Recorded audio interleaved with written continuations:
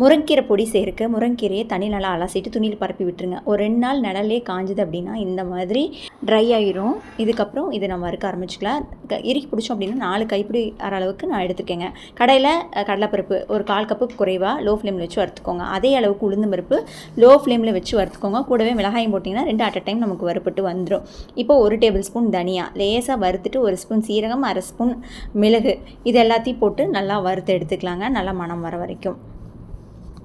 அடுத்து கருவேப்பிலைங்க நல்லா கழுவிட்டு ஈரம்லாம் போனதுக்கப்புறம் கருவேப்பிலை சேர்த்திக்கோங்க. நம்ம ட்ரை பண்ணி வச்சுருக்கிற முருங்கைக்கீரை அதையும் உள்ளே போட்டுட்டு லோ ஃப்ளேமில் வச்சு வறுத்துக்கோங்க. கூடவே உப்பு 1 டீஸ்பூனும் பெருங்காயத்தூளும் போட்டு நல்லா வறுத்து விட்டுக்கோங்க. நல்லா மொறுன்னு ஆற வரைக்கும் வறுத்துட்டோம் அப்படின்னா ரொம்ப நாளைக்கு முருங்கை பொடி நல்லா இருக்குங்க நமக்கு. இதை எடுத்து வச்சுட்டு ஃபைனலாக பூண்டை நம்ம வதக்க போகிறோம். 1 டீஸ்பூன் எண்ணெய் விட்டுட்டு ஒரு 10 பல் பூண்டு நல்லா தட்டி வச்சுருக்கேன். இந்த அளவுக்கு ஆற வரைக்கும் நம்ம வறுத்துக்கலாங்க.